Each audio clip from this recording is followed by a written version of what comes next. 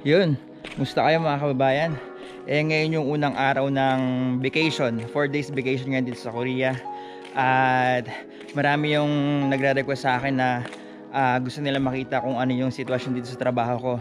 So gusto kong i-share sa inyo kung ano yung setup ng dorm namin at saka yung mismong area na pinagtatrabahoan ko. Ayan, nabubulol na ako. So hindi na masyadong malamig ngayon. Kaya ayan, naka-short na lang ako. So ito yung ito yung area namin. Ayan, ayan yung department namin. So tatlong department yan, A, B, C, D. Ayan. Tapos ito yung samushil. Mamaya ko kayo doon. Papasok tayo doon para makita nyo. Tapos napakaganda ng lugar na to guys, kasi talagang siya, bundok siya, puro bundok. So ang disadvantage lang dito is paglalabas ka laging taxi. So mahal yung taxi, 7,000 won. So balikan 14,000 won. Sayang din magastos. Ayan. So guys, yan, ayan yung pinaka office. Ayan. So dito lang muna tayo kasi nakasarado. So yan, kung makikita niya, bundok yan. Ayan. Kasama din yan sa company namin, pero iba yung ginagawa dyan. Andyan yung mga beds. Ayan. Pero kami, ang ginagawa namin is cabinet, bed frame. Ayan. Kung nakikita nyo, ayan po. Ayan. Mamaya pupunta tayo sa dorm. Ayan. Anyway, dalawa lang kaming Pilipino dito. Ang mga kasama namin dito is Bangladesh, Chinese, Myanmar. Yan, marami sila. Pero kami lang, dalawa lang kaming Pinoy dito. So ngayon, walang mga tao kasi may mga kanya-kanya silang lakad. So ito yung ano namin. So samahan nyo ako. At okay lang tayo dito, open tayo dito kasi napakabait naman ng amo ko. So pailawin lang natin. Ayan. Ayan, ginawa na namin, hinataw namin yan kasi nga 4 na araw kaming walang pasok. Ayan. Masasabi ko talaga, napakaswerte ko talaga sa company na to kasi sobrang bait ng amo ko. Ayan. So guys, ito, every morning, ayan, dito kami, bandy clock namin, ang time card na puro OT. Ayan. Ayan. Dito kami madalas ni Joey, yung kasama kong Pinoy, yung tumulong sa akin makapasok dito. Diyan kami madalas. Ayan. Pakita ko lang sa inyo yung area. Ayan. Ayan yung mga binubuo namin, mga binibuild namin. Ito yung cutting area. Dito naman madalas yung amo ko, mong napakabait. Ayan, dyan sila nagbibuild. Ayan. Ayan, dito kami. Makikita nyo sa previous video na ginawa ko. Dito kami nakapwesto. Ayan. Sa una lang siya mahirap, pero sa araw-araw na ginagawa namin madali na. So, yan. Ayan. Napakaswerte ko sa company na to. Kaya sana yung mga mapuntahan nyo rin company, ganito rin kababait yung amo. Kahit na medyo mahirap yung trabaho, laging buhat ng buhat, pero okay lang. Sulit naman kasi binabayaran naman ng tama. So patayin na muna natin, labas tayo. Ayan.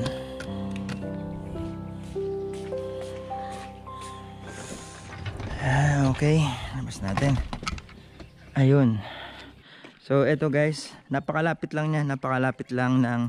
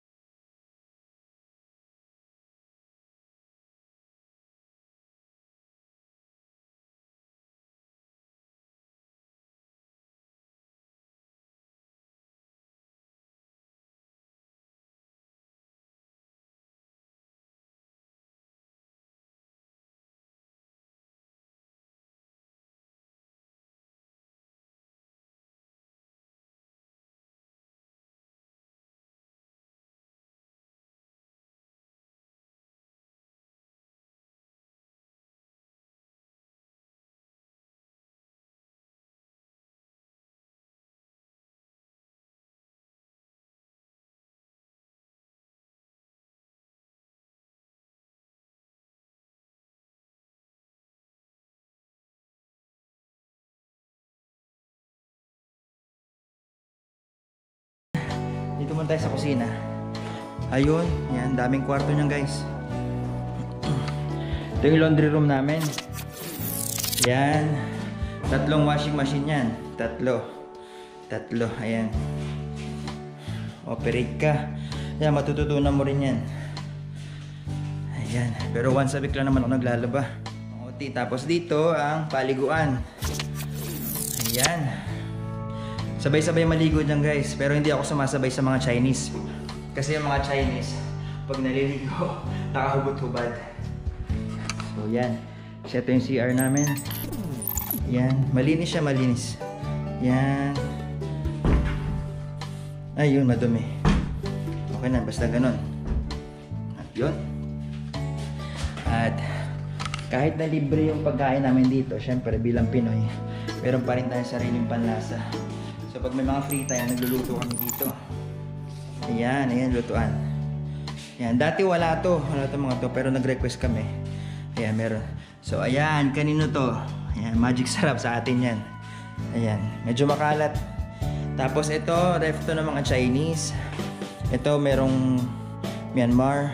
Ito naman sa Pinoy, sa amin. So yan. So ayan, akin yan. Itong layer na to ay sa akin. Ayan. Tapos ito mga gulay-gulay. Ito naman, paborito kong cheese stick. Ayan. Tsaka ito guys, napakaganda ng view dito. Ayan, kung titingnan nyo, yan, bundok talaga yan. At sa baba niyan ay, yan, basura. Hindi naman siya talagang literal na basura na yung mga nabubulok. Ano siya, basura siya ng company. Mga karton. Yan, dyan minsan makakakuha tayo na ng mga maayos pang gamit. Pwede natin pakinabangan. Gaya na lamesa, foam, unan, mga ganyan. Kasi ito lahat ginagawa yan. Ito naman, yung nature na napakaganda. Ayan. Yung galing sa baba, galing sa kusina, ay dito lang yan. Ang punta niyan, daan yan. So yan, maganda niyan. At okay, punta naman tayo sa kwarto. Ayan.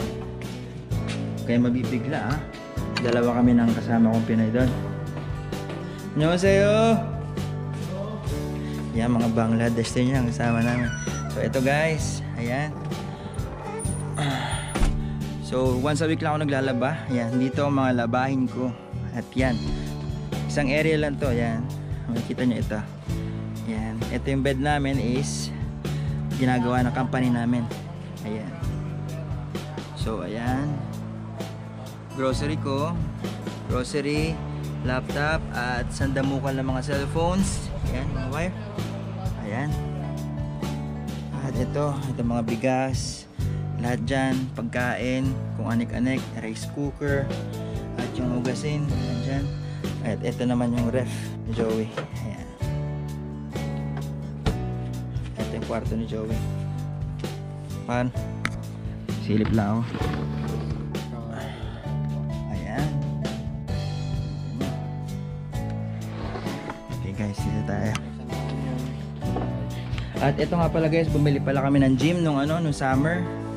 Kaso lang hindi namin nagamit kasi sobrang overtime. So pagod na pag-uwi, walang time.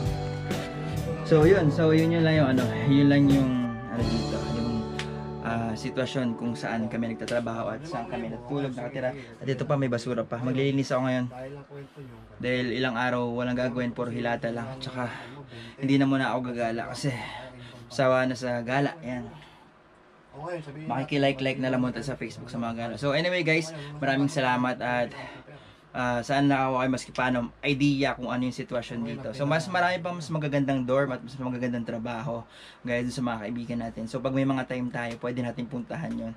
So ayan po, patulong po, pa-subscribe po sa channel natin. Ayan, at pipilitin po natin makapag-upload ng mga kung ano-anong video tungkol dito sa buhay-buhay sa Korea. So ayun po, maraming salamat. Enjoy the vacation guys. See you soon here.